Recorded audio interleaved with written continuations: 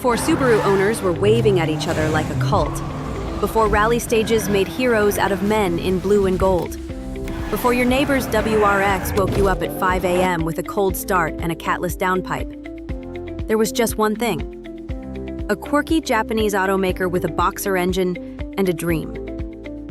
Today we are diving into the history, rise, and questionable fate of the Subaru WRX, the turbocharged, all-wheel drive underdog that punched way above its weight class and won hearts, podiums, and Reddit threads around the world. Hey there, it's Hope again from Pro Street TV.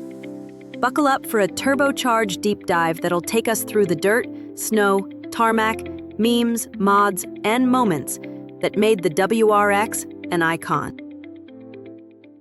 Chapter 1. The origins of the WRX, from legacy to legend. Before the WRX badge ever graced a trunk, Subaru was already cooking something special. The Legacy RS, released in 1989, wasn't just another family sedan. It was Subaru's ticket into the World Rally Championship.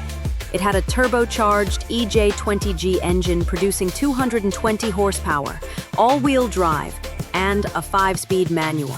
It also marked the debut of Subaru's now legendary symmetrical all-wheel drive, a drivetrain setup that delivered equal power to all four wheels, enhancing traction on everything from dirt to snow.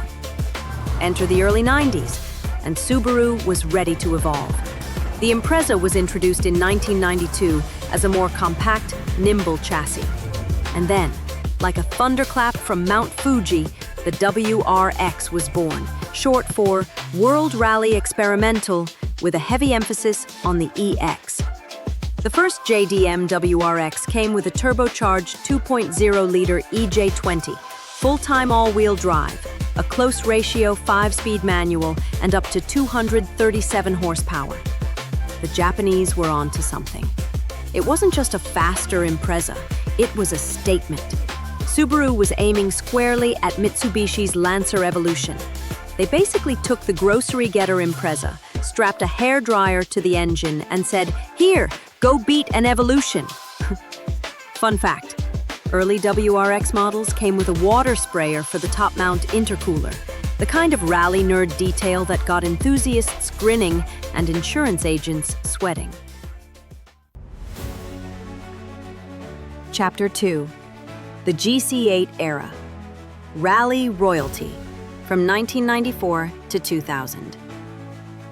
So, 1994 marked the beginning of the GC8 chassis WRX, the one true fans still dream about. Sedan or wagon, the GC8 was boxy, lightweight, and built to hustle. Steedy versions arrived with forged pistons, stiffened suspensions, and more aggressive mapping. By 1997, Subaru dropped the WRX Type R Coupe, a stripped-down, track-focused monster that weighed under 2,700 pounds and screamed with rally intent. Add the adjustable DCCD, and you've got a time machine for WRC stages. And let's not forget Colin McRae, the man, the myth, the sidewalk-slaying legend. His 1995 World Rally Championship win wasn't just a title, it was a culture bomb. Suddenly, WRXs were poster cars, die-cast models, and gaming heroes. If you didn't want a GC8 after playing Gran Turismo 2, were you even a car kid? Specs nerds, listen up. Later GC8 Steedies had around 276 horsepower, wink wink thanks to Japan's gentleman's agreement, and redlines just north of 8,000 RPM. The EJ207 was born, a high-revving, closed-deck beast that would go on to power dreams and many expensive rebuilds. Chapter 3. US gets a taste. The Boog. From 2002 to 2003. Fast forward to 2002. Subaru finally brings the WRX to the US. We got the 2-liter EJ205, rated at 227 horsepower and 217 pound-feet of torque. Paired to a 5-speed manual and standard all-wheel drive, it was unlike anything else on the market. Yes, the headlights were controversial. Some loved the bug-eye look. Others, well, Let's just say body shops made a lot of money doing front-end swaps. But the performance was real. The US spec WRX did 0 to 60 in 5.4 seconds, quicker than a Mustang GT at the time. And it could do it in the rain, snow, or gravel. The bug-eyed WRX was like a caffeinated frog with boost. Ugly, but unstoppable. Sales exploded. Tuners went wild. Cobb Turbo XS, Perrin, your cousin with a soldering iron. Everyone got involved. Blow-off valves hissed. Exhausts screamed. And the WRX became a subculture. Chapter 4.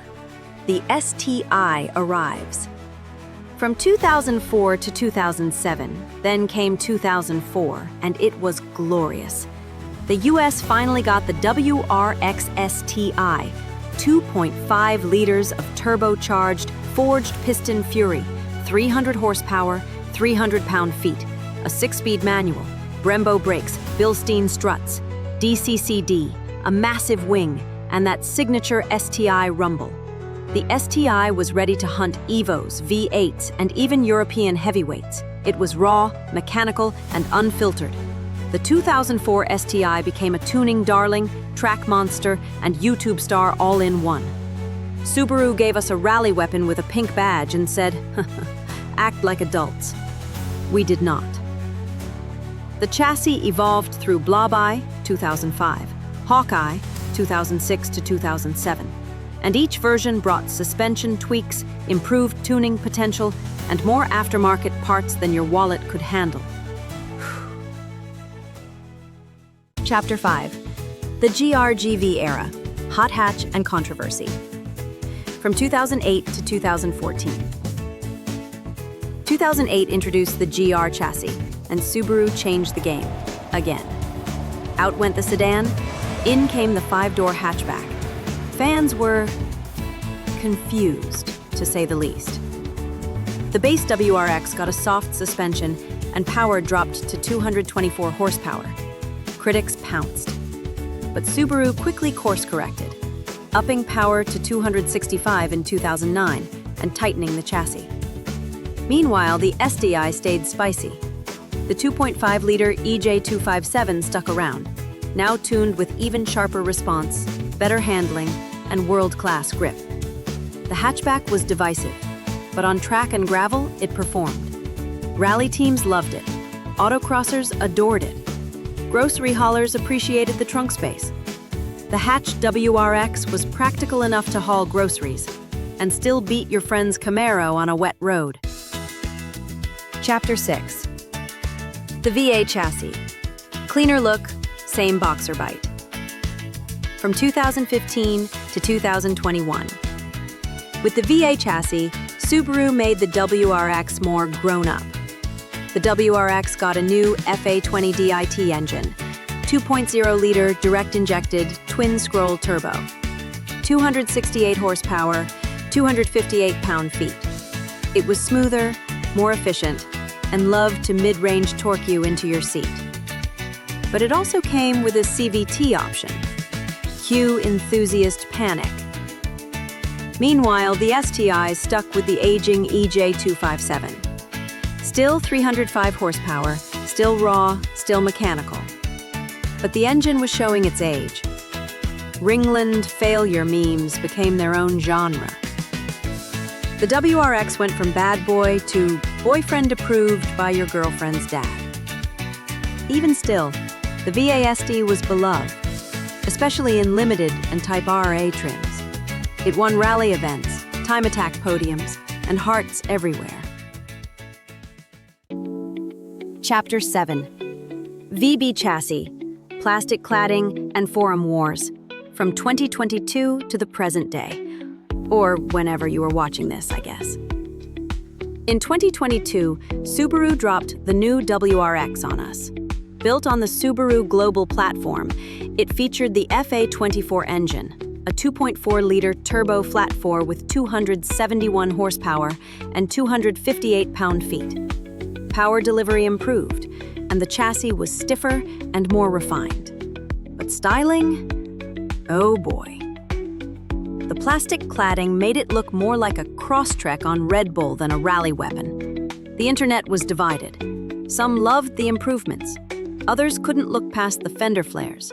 Worse, Subaru announced the STI wouldn't return as an ICE car. Electrification or bust? Subaru saw the Bronco Sport and said, "Let's make our rally car look like an off-brand SUV." Still, the VB WRX performs. It grips, it turns, it hauls. And tuners are just starting to crack the FA24's full potential. Chapter 8. Legacy, Culture, and the Future. What's made the WRX so enduring isn't just the numbers, it's the culture. The meetups, the builds, the rumble, the underdog wins. It's the only car that can get you to work, to the trail, to the track, and to a rally stage, all on the same tank of 91 octane. The WRX is more than a car. It's a mindset, a community, a way of life that includes boost creep, check engine lights, and eternal optimism. The WRX may evolve, but it'll always wake the neighbors and attract vape clouds wherever it goes. With the STI gone, for now, and electric vehicles looming, we may be entering the next chapter of Subaru's story. Will it be electric? Will it be hybrid? Will it still spit fireballs? We don't know. But one thing is clear. The WRX has earned its place in the pantheon of performance icons. Hey there, guys. Thanks for sticking to the end and, of course, watching Pro Street TV. If you love JDM history, all-wheel drive chaos, and long-form car content, smash that like button, drop a comment, and please consider subscribing. All of that really helps our channel grow as we just hit 1,000 subscribers. Let us know what your favorite WRX era was, or how many engines you've blown trying to beat an evolution.